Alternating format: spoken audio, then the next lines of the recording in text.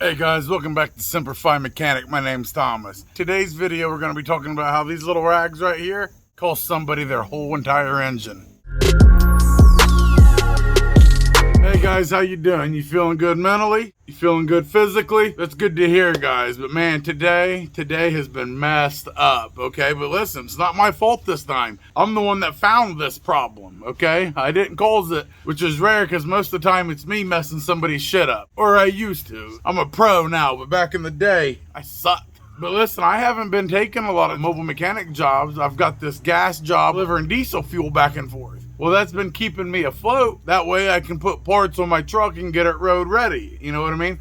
We've chopped it down, so we don't have a whole lot left. But I expect to have this truck up and running by the end of September, full force into mobile mechanics. So I got about 30 days left, 30, 35. But your boy's broke. I've been putting money into the truck. I got a high maintenance wife. My little daughter, she's 6. She thinks she needs a prize every day. My son's 13. We give him a bunch of money. My ex-wife gets about $700-800 a month child support. So hey, look, I'm broke. I need to take a couple jobs, right? Unless one of you guys are rich and you're going to send me a bunch of money, just in case. I'll put my Cash App and PayPal at the end of the video, just in case you're sitting on a bag and you want to share the wealth. But nobody really does that, so I have to actually go out and work. And like every day, I get a bunch of calls. But a lot of the calls have been bigger jobs or been farther out, so I can't really take them right now. But today was just a simple diagnosis. It was a woman that called, said she had a 1998 Ford Mustang, and she told me she had the intake manifold gaskets replaced. That's what she's reading off her little slip. I'm like, okay,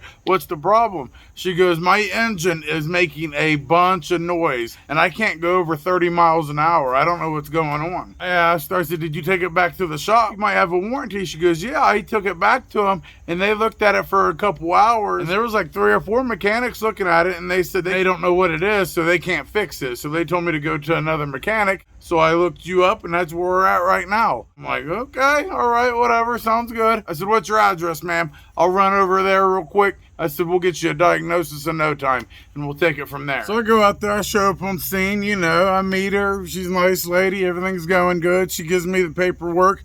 Now this just happened a few hours ago. I got home literally 30 minutes ago. Probably should have recorded it, but I felt pretty bad delivering some certain news to her, so I didn't want to record her or, you know, the vehicle, any of that stuff.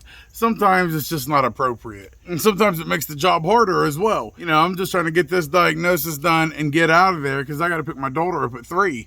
So with that being said, I have her try to start the car and I hear it and I'm like, wow. I said, this sounds awfully funny. I said, they wasn't doing that before. She goes, no, not at all. I went in there to get my gaskets changed. This is what I got back. Wouldn't fix it or anything. I said, okay, I'll just go inside and relax. That's part of being a mobile mechanic. Customer gets to go inside and hang out. I got to stay out here in this weather right here, sweat to death, trying to figure out what's wrong with the car. So I put my code reader on, I'm checking everything, and things are just not making sense to me. The revolutions, the compression, everything was down. I'm like, what is going on? You know, this isn't making sense. It didn't make sense to me. So I was like, you know what? They replaced the intake gaskets. I'm just going to go ahead, take the intake back off and see what happens, see if there's anything in there. Now this is all part of a diagnosis. You don't get a charge extra for doing this, even though it was a bigger job. A lot of diagnoses only last maybe 30 minutes, 45 minutes. Well, this ended up being about an hour and a half taking all this stuff off. So anyway, I'm out there working. I finally get all the bolts off. If you know what I'm talking about at intake, there's a lot of bolts, a lot of wires you got to move. So I pick the intake up, go to set it to the side, and as I turn around, all I see is yellow, blue, and red puffy things everywhere. And I'm like, what the hell is this? As I'm looking, I realize what happened right away. When the mechanic did the intake gaskets, he left 3 shop towels in the valley where the gasket goes. Left them there, just forgot them. He finished everything, got his intake, put the intake down, but he forgot the shop towels right on top. So here's the shop towels, here's the gasket. He put the intake on, buttoned it down. Once he fired that car up, with everything spinning, the pistons pounding, it grabbed them shop towels and just started beating them and pushing them everywhere. They really wasn't just like regular shop towels. 2 of them was, but one was microfiber. and that motherfucker wrapped around pistons and all that shit. And I was like, oh my God. Like, I didn't even want to call her out to tell her, because I'm looking at this and I'm like, so much damage here. I thought she's just gonna have to get a new engine, or you're gonna have to replace all these parts. So I told her to come out. As I'm explaining it and talking to her, the woman doesn't say anything to me at all. She pulls out her camera, takes a couple pictures, turns around and walks inside. And I sat there for like 15 more minutes just waiting on her, you know? And then I realized she's not coming back out. She was completely overwhelmed at that moment, right?